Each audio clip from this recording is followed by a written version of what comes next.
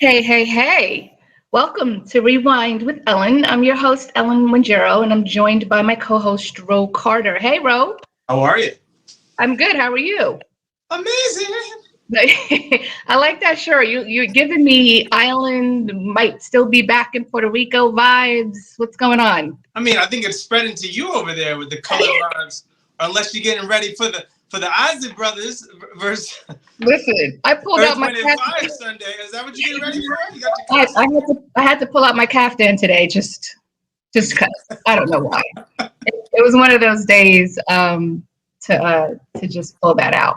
All right. How's the weather down there? It was good today. It was sunny. It was somewhat warm, a little bit windy though, but we've been slammed with rain for the past 2 weeks. So today Oh, was a wow. nice sunny day. Okay. All right. What's going on in your neck of the woods? New York slash New Jersey is they teased us a little bit. Got a little warmth last weekend, and now it's been 60s and rain. This weekend it is supposed to drop to like 35, 30, so it's cold. I'm just like, can we get over this already? But hey, I had to put the color on. We got a little surprise later, so I had to put the shirt on for the people. Yeah. Oh, so the shirt is aligned with. Of course, Oh, look at you. because you know what rhymes with Rosè? Oh, nice. Well done, my friend. Aha. Well done. Well, the surprise is about to happen right All now. right. So we're doing something a little different today. Not only are we discussing and reviewing independent films this evening, we are discussing Snoop's new rosé wine, 19 Crimes Snoop Cali Rosé. Look at that bottle. Look at that. Like, I am loving what Snoop is doing. He is kind of like, going across the lines and tapping into a whole other industry. And he partnered up with 19 Crimes, which is such a good look, I think, by the way. So before we even jump into it, pour yourself a glass. Let's get both of our reactions because I also have a bottle. They sent us 2 bottles so we can talk about it. And Got to think about what kind of glass I want to use, yeah, I pulled out my mama's crystal glass for this. Oh, you get a little crystal with it. Just to be fancy for no reason on a Thursday night. All right. Now I will tell you, Mhm. I've had the other brand, the other Okay. red that he's done with 19 Crimes, and I Yeah. went in there a little hesitant, and I love it. I gave it out as gifts for Christmas. People are like, Snoop, it's amazing. Trust me, it's just the right, not too sweet, just enough we can have a good time. Wet your palate. So, cheers. That is up.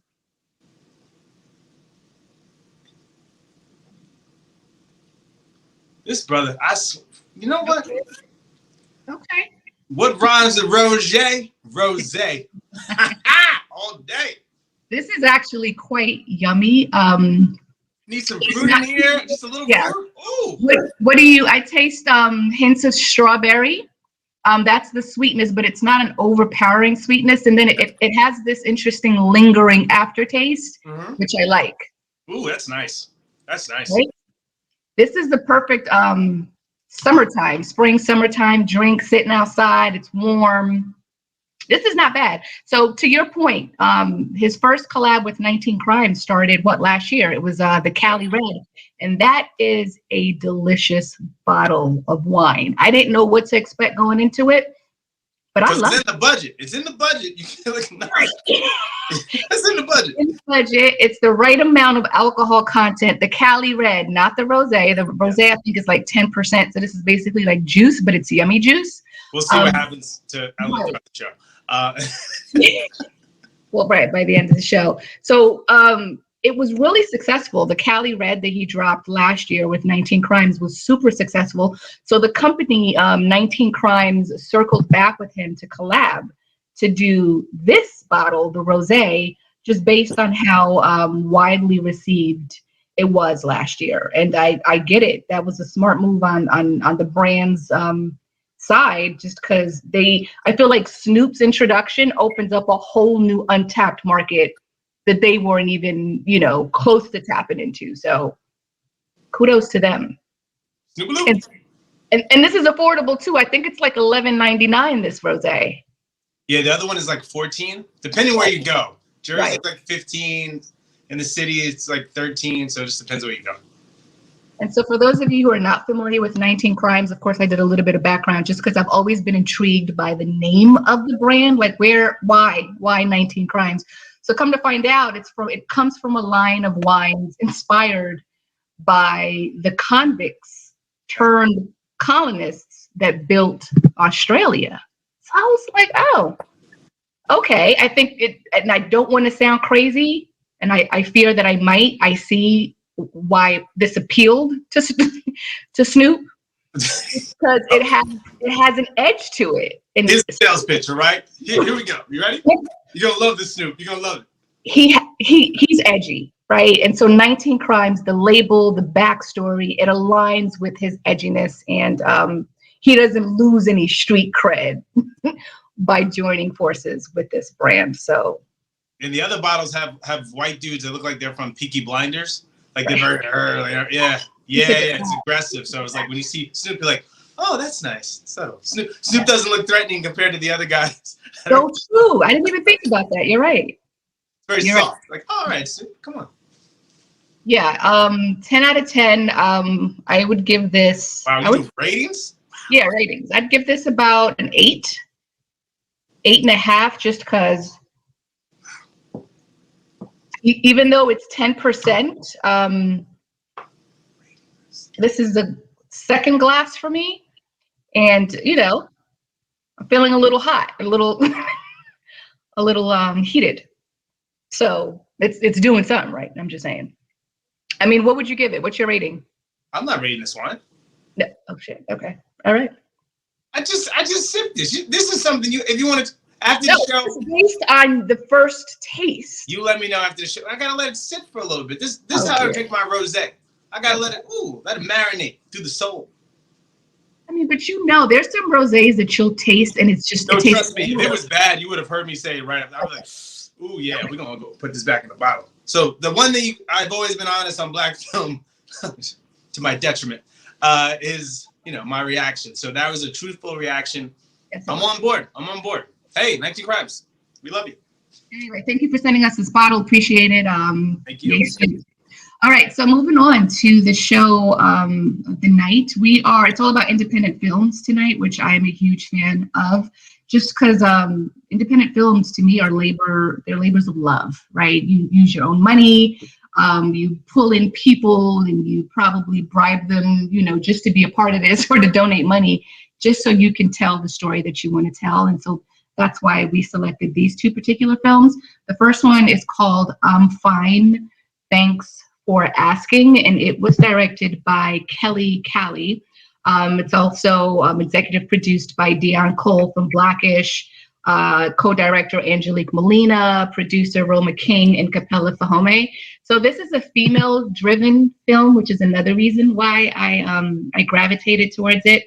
And it speaks about a relatable story. It's based on truth, and it was developed by Cali as she looked around Los Angeles, LA, as the COVID crisis started to shutter businesses and diminish earnings of so many people late last year. So this film was shot, I think, June 2020, right in the thick of COVID.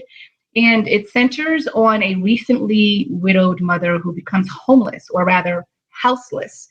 And she convinces her 8-year-old daughter that they are only camping for fun while she works to get them off the street. So when you think about, the various ways that COVID affected different people, this is one of those instances where you kind of come to terms with, a lot of us are a paycheck away from being houseless. And we don't talk about it. It's not something we're kicking it with our friends about. It's not something we're shouting off the rooftop. But I think the COVID pandemic really brought to light just how serious things can get if we're merely surviving instead of thriving. Ro, I know you watched this, obviously. What was your initial thought of this film? Whew. Because it was heavy. No, yeah, it was heavy, but first it was a relief. I was like, oh, we've been watching so much heavy stuff. I'm just like, whoo, this is nice.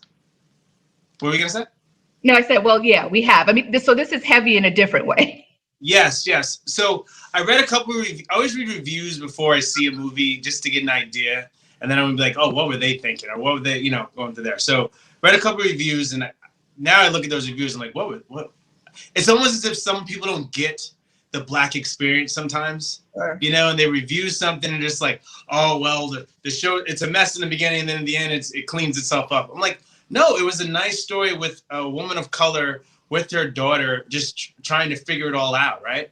And normally, it reminded me almost of The Pursuit of Happiness, right? He's just trying to, it's on a higher level, Pursuit of Happiness, but this is just a similar story in terms of a woman just trying to make it, lost her husband, trying to work that, holding on to that, right? When do we let go of someone else in our lives in order to go forward in life? Everything's coming at you. The hustle on the roller skates, let me listen. I don't know if she just learned. I want to find out if she just learned how to roller skate, or is that because her skill set on roller skating. I was like, all right, I see you. But just the hustle and grind, just to make ends meet, like that. I take my head off. I mean, I grew up with a single mom, so I felt this story across the board. Just about my mom hustling. I had to go to work with her, so it was different. We didn't have a place to drop me off. I was like, "You cleaning with me? We working today?" I'm like, "It's Saturday. Can I watch some cartoons?" Like that's what kids are doing. She's like, "No, we gonna go clean something." And I'm like, "Yes, okay, that's great."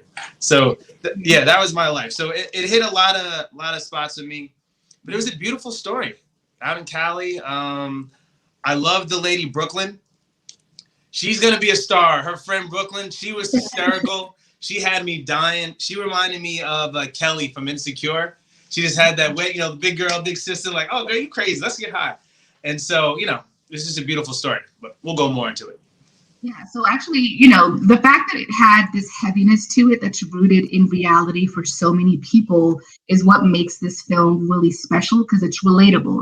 And even if, your outcome as a result of the pandemic wasn't houselessness, there's something about it that's really easy to relate to. I can't explain it, but I just kind of saw myself like, wow, what would I do if I was in that position, right? Like, there have been times in the past where I was literally a hamburger away from being without the things that I had. And so that relatability pulls you in and just connects you to this film in a really special way. And then to combat that, there's this element of comedy that kind of shows its head throughout this film.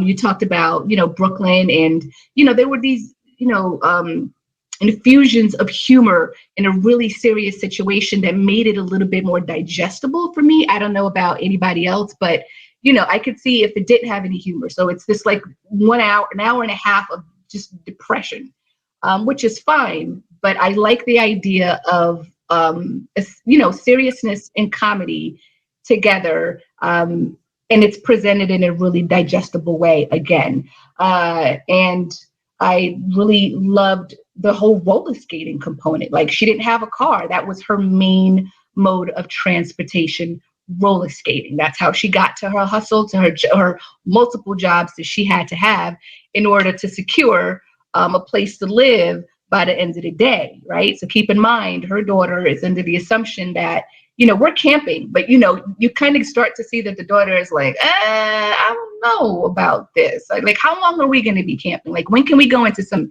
AC? And so to your question, Kelly is an avid roller skater. Oh, wow. Right? Okay. She's an avid roller skater. Because when I first saw it, I was like, wait, okay, so she's a professional roller skater. That wasn't acting. You've been doing that for some time. That's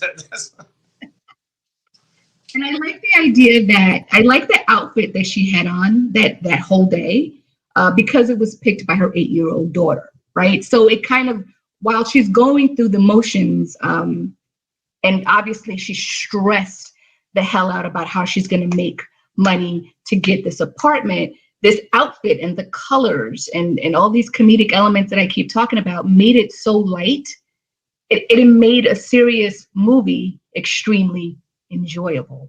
I loved seeing Deion Cole in it. I mean, he made a quick cameo, but his the way he pulled up and threw that money at, like, yeah, I don't want to say too much, but I like that he made a cameo and he had something to do on the back end in terms of executive producing and producing. And yeah, I enjoyed this. This movie made its debut at the South by Southwest Film Festival, I think 2 weeks ago, and it was met with really great reviews. I want to add one more thing to it. There's a scene when her and Brooklyn are talking. She's like, "Girl, I upgraded. I'm going to Calabasas. You know, we're gonna drink tea with our pinkies up." And it's like, if anybody knows LA, Calabasas. Anyway, but she said, "That's why you need to find yourself a man, girl." You know, and I love that she was like, "I don't need a man. You know, I'm good. I need to get my stuff together." And so it really hits at a point where, you know, we're moving forward with women equality, right, in society. So are we still holding on to the old regime of like, I need a man in order to survive? And so there's a good dynamic right there. That she doesn't really have a conversation about it. She just says her point, and then she just says her point, like, I don't need that. I have everything under control, which she has nothing under control whatsoever. But I hate that we always have to define that a man is going to make it better. You know, girl, you get yourself a man with a good job, everything's going to get better. That doesn't mean it's going to be better. Life has its up and downs. Does money help a situation? Yes, but it can also make a situation worse. So I like that dynamic they had, and also that when she got high, and not to give it all away, and she has that pool moment. In both these films we watched, there's a beautiful scene in both movies, and the water scene was beautiful because you felt her kind of like cleansing, just like, oh, I needed to let this out. I need to get my stuff together. I just need to yell and scream. And she does that. And it's a beautiful shot in the water. I mean, yeah, it was really well done. Yeah, I highly recommend it for anybody to see. The most heartbreaking part for me was how long it took her to get rid of her wedding band. A lot of things could have been prevented had she had gotten rid of it. Are you getting rid of the band like that? Are you just? I mean, yeah.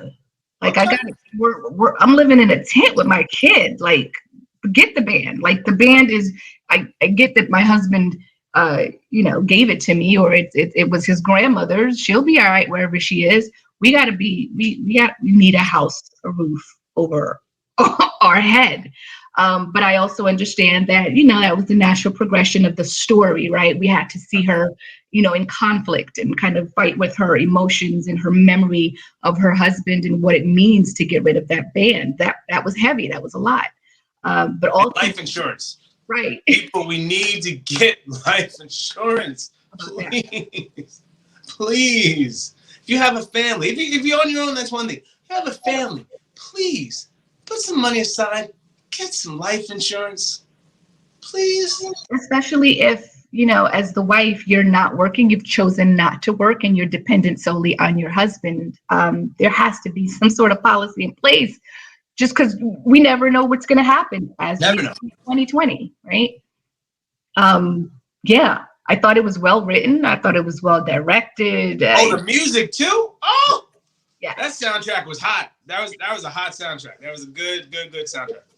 And the title of the film, I'm Fine, Thanks for Asking. I mean, I can't say how many times I've uttered those words and have not been fine, right? So it's this message of, either don't be afraid of expressing what it is you're going through, because how else are people going to help unless they know? Or, it's okay to just kind of hold it all in, but make sure you handle your business. So I kind of took that as two ways. What did you think about the title? Did you feel, I was going to ask you a question about the title. Okay, do you feel that's a human being trait, or is that more of a woman's trait? Or because guys, like when we were boys, I can talk to a couple of guys, my closest friends, that are like, hey, yeah, this is crazy. This is what's going on. But I feel sometimes people keep it all like held up. They don't want to really express themselves. Like family members, the women in my family, a lot of them just keep that to their chest. I'm like, let it out. And a lot of friends I know, like a lot of ladies. So I don't know if it's a just a human being trait, or is it more with women or guys, or is it a little bit of everything? I don't know. What do you think? I think it's more so a human being trait, but it's more common in the Black community for obvious reasons, right? Yeah. You got to be a strong Black woman, so that means you can't appear weak. You can't ask for help. Definitely can't be a man and coming across as you're too emotional. You need support or you need this. So I think it's a damage we've done to ourselves as Black folks. But I think we're not the only race that struggles with that. So yeah, it's a human thing, but there's levels to that. Okay. I think. Yeah. Anyway, so I'm fine. Thanks for asking. There's no official release out yet, but you can certainly Google it or go on IG. I'm fine. Thanks for asking to get all the information that you need to watch that super special film. All right. So up next is Bantú Mama, which was equally special. And it was the first Dominican feature film to be selected by South by Southwest 2021 Film Festival, which is a big deal. Huge. Right? That says a lot about this film. It says a lot about the director, the screenwriter, and everyone who had something to do with putting this together. It's subtitled in Spanish, and it's about a French and Cameroonian woman who escapes after being arrested in the Dominican Republic. And is sheltered by a group of minors in a dangerous district of Santo Domingo. So she kind of becomes like their pseudo mom because they don't have any parents, and she kind of sees her destiny change just by this one soul experience. And so it's directed by Ivan Herrera, and it's written by Clarice Albrecht and Ivan Herrera. And so there were so many dope things about this film. My God, you spoke about the water. Bantú Mama had a lot of beautiful water scenes, whether it was the ocean, whether it was a river. Like there was some major significance between water, colors, and just the entire story. So when I first watched it, I had to watch it twice, again, just because with films like this, because it was subtitled, I have to watch it twice because for sure I may miss some things in the first round. And so what I thought was special about this was the main character, Emma. Like the film opens with her in a seemingly like nice life, right? And then we go to her going on vacation and she gets caught up with some weird drug trafficking situation. And it didn't click as to why she did that, like why she made that choice. What did you think about that? Yeah, I was trying to figure that out too. I was like, wait, what? And but then it kind of made sense with the guys at the front entrance when she first came in. And I was like, maybe I'll stop by later. I don't know. There was like some sort of connection. Because if she was a very straight up corporate lady, they wouldn't really holler at her like that. I felt like there was like a peek into like her life. Maybe something's a little sketchy here. No, just the way they were talking to her. I don't know. It was very. You want to be like, hey, how you doing, Miss Cart? You know, it wasn't like this. Hey, come by, stop by later. Well, then, all right. So it kind of leaves us to come to our own assumptions. Maybe this is something she'd done in the past, and so like doing it one more time. For what reason, I really don't know. But her making that, whether it was one last move or the first move, changed the trajectory of her life. And what I liked is she didn't even know, at least my perception is she didn't know that her life needed changing, right? Like how her life started in the film is how her life ended in the film, but she was much happier. It opens up with her, she lives, like, I guess it's beachside, it's her and her bird, the ocean is nearby, and it looks like she's living her best life. Then she goes through all these things in the middle, and at the end, she's beachside, now with a little boy, and she's just as happy as she was at the beginning of the film, but happier for an entirely different reason. Well, yeah, when you almost lose everything. I mean, absolutely.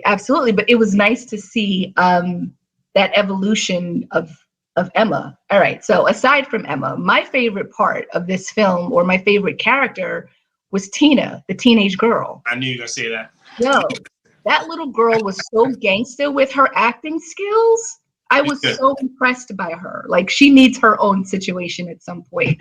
And so these kids live in like in the hoodest part of Santo Domingo. I'm talking about so hood that you can't leave. You shouldn't leave the house after 2 p.m. That's how hood it is. And so they're basically running it. Because their father was, I guess, the main dude, but now he's locked up or whatever. So they kind of took her in and safeguarded her because obviously people were looking for her. And, you know, she doesn't know that she needs them and they don't know that that they need her. And out of that comes this beautiful relationship that was really, really sweet to watch. And they taught each other a lot about their different cultures. So it's this Afro-Caribbean, and also Afro-European, African, vibe that was pretty dope. My favorite scene was the Maasai dance. The fact that she talked about the Maasai, and I was like, "Oh, I'm part Maasai." That was kind of dope, Did you jump in the room? I did not. In my heart, I jumped. All right, so I'm rambling. What? Give me your thoughts. Well, you just opened up another door for me. So I'm thinking that she knew this was going to happen. That's why she went on that trip. And she was like, I have one, or she went to the beach side. I have 1 week. Because remember she says in the call, oh, I thought it wasn't until next week. Yeah. So now I'm thinking that she just like, okay, I'm just going to really enjoy everything just in case I can never see this again. Right? Now, I don't know. That puts me in perspective now, no? I'm thinking she went on that trip to do this job. And she's waiting for them to call her to do the job. Yeah. All right. I mean, that's how I took it. I could be wrong, but just the kind of heaviness that she had going into this trip, and she gets there and she's thinking she might have more time. Yeah. But they accelerated the process and they were like, all right, it's going down tonight. And so now she's like, damn, there goes my freedom, so to speak. Don't ever drug traffic, by the way. Don't do that. Yeah, but by the grace of God, as she's getting escorted in the back of the police car to wherever they were taking her, the car crashes. No, that scene. Woo! It was intense. What do you do? Like Do exactly what she did. Are you kidding? Yeah. What would you do? I thought about this like 20 times. I honestly, I all day I spent thinking about this. It's crazy. And the only reason I say it's crazy because I'm thinking 5 steps ahead. I have no passport. I don't know anybody in the country. I have no one to bail me out. What am I doing? So what I'm going to do is try to save that officer that's driving the car. And hopefully they will have some sort of leniency on me for me doing that. Yes, I know it's crazy. I know, because I looked at all the other options and I just like, even if I got back home, is my life ever, like I'm always looking over my shoulder. That's that's how I had to think about it. Like I had to think about it 5, 10, 20 years in advance. I had to just be like, do I want to be always on the run? Do I just want to just get it over with? Yes, the jail probably I'll be in is going to be miserable and awful. But at the same time, I don't know. Yeah, it's interesting. I don't know. Like I said, you're there. If I can still save him, I guess he's dead. I don't know. But again, I don't have a passport. I'm in another country. What am I going to do? How am I getting out of it? Was she in another country or was she? They try to get her back. Well, if she wanted to get back home. No, she wasn't going back home. She couldn't. In the area, the vicinity of her home, they had to ship her on a boat. So I was like, all right.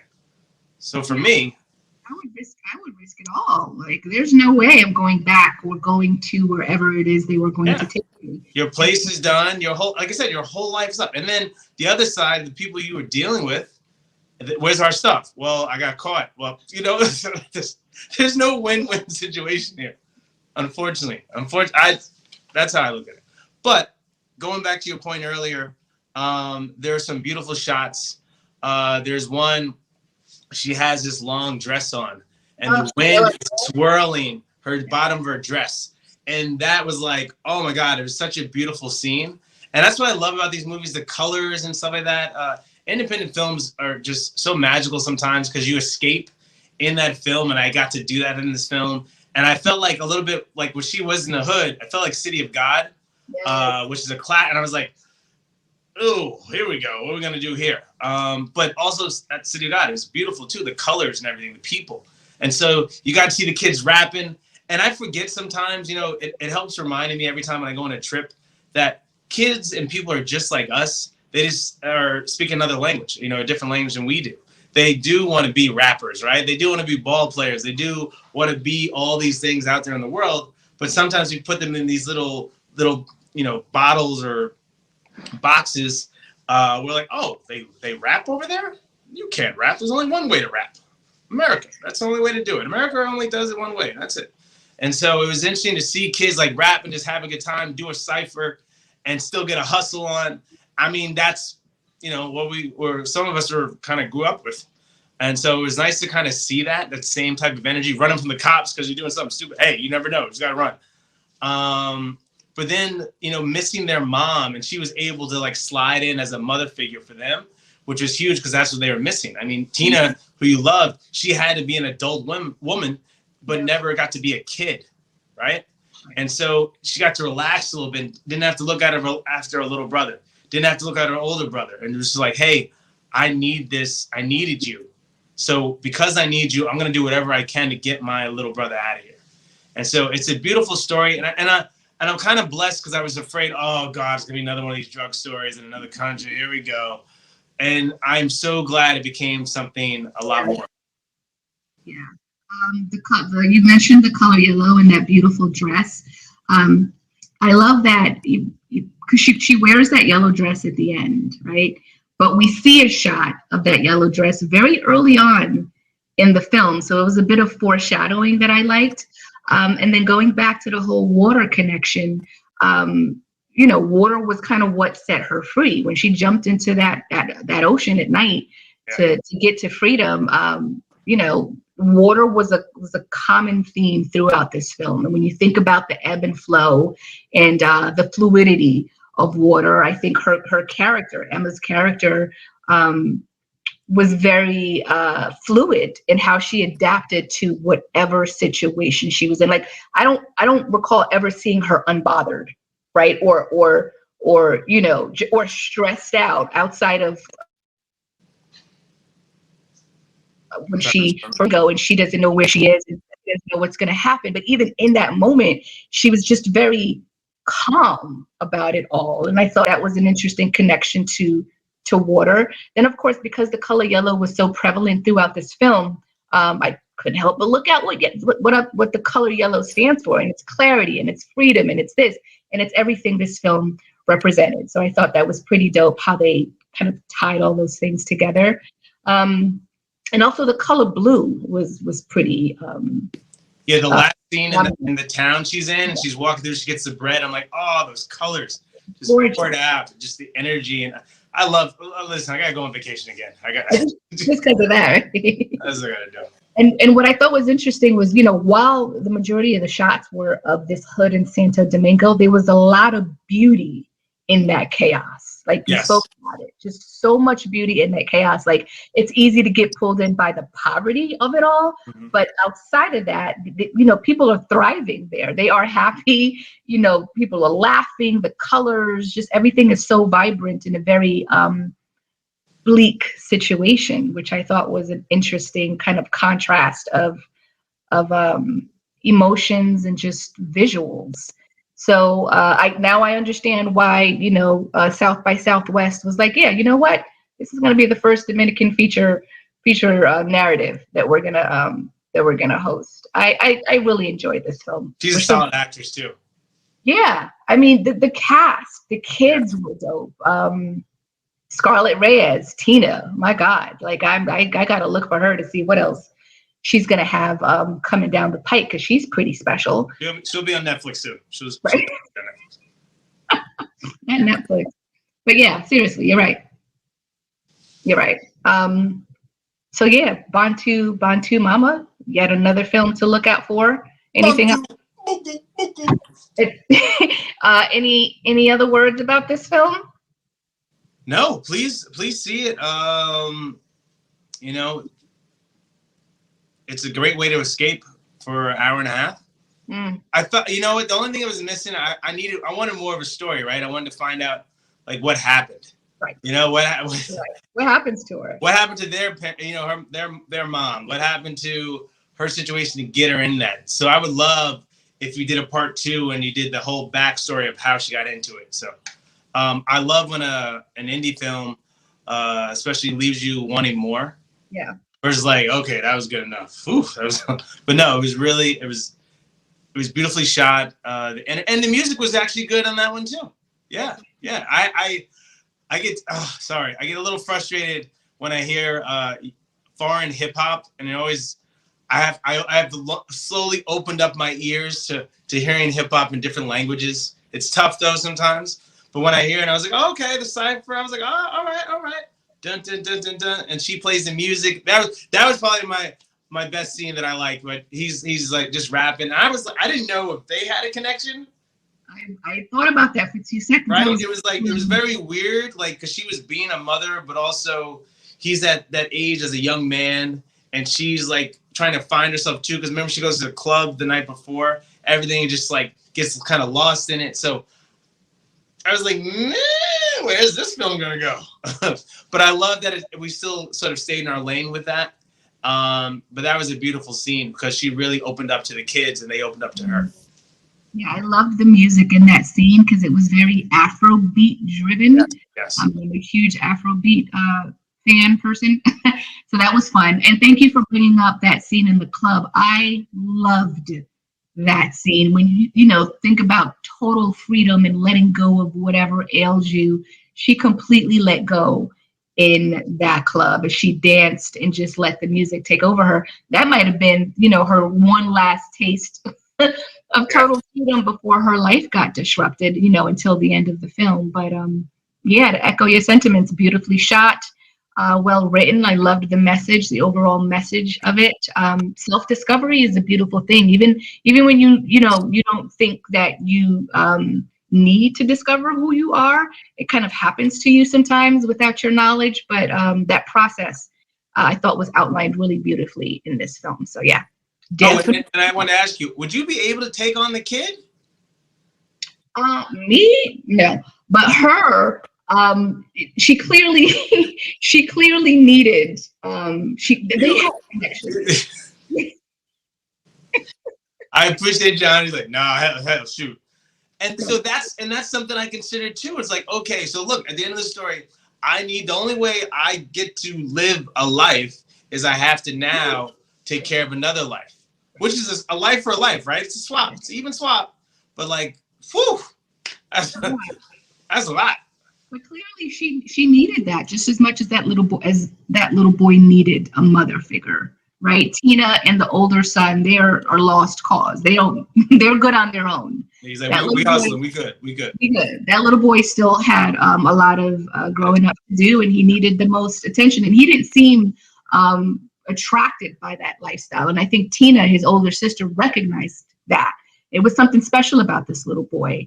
And so I appreciate the big sister love and her motherly vibe and seeing that, you got to get my little brother out of here. If you want me to help you, you got to take my little brother out of the hood and take care of him. So I don't think Emma had a choice. And thank God she was the type of person that that she just didn't be like, deuces. Not some people that are just like, no, I couldn't do that. Not like me. Good luck to the three of you. Thanks for helping me, but I gotta go. So it was a special film. It was a really special film. That was nice. It was good vibes. I feel good. I feel like a good weekend. Got a little Snoop. Yeah. 19 Crimes. Good night. Yeah.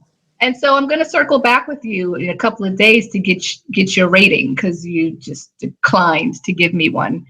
I just want to give an honest rating. I mean, next week I'll tell you what I thought. I'll have some cheese with it. I'll enjoy it. That's what I do. And I appreciate that you wore a shirt that has pink in it to celebrate this Rosè. That's what I got to do. Your commitment is just outstanding, sir. Easter week, everything. That's right. That's right. Anyway, as usual, thank you for tuning in to tonight's show. As always, we are grateful, and we will be here next Thursday, same time, same place. And friendly reminder: tomorrow, Concrete Cowboy premieres on Netflix. We'll be talking about that film next week, starring Idris Elba, Caleb McLaughlin. Cliff Method Man Smith, Lorraine Toussaint, and Jarrell Jerome. So should I wait until next week to ask you a question about that? yes. Okay. Yes. Check out our interview, everyone, though. Ellen did a great interview. I don't know how she kept her composure, but check out the interview. Oh, we're going to have fun next week. We're going to have a good time next week. Okay, well, I hope you remember your question. Oh, yeah. Oh, Idris all day. We're going to have a good time. Idris, good Lord. Okay. All right. Have a good night, Ro. You too. Bye-bye. Thank you. Good night, everyone.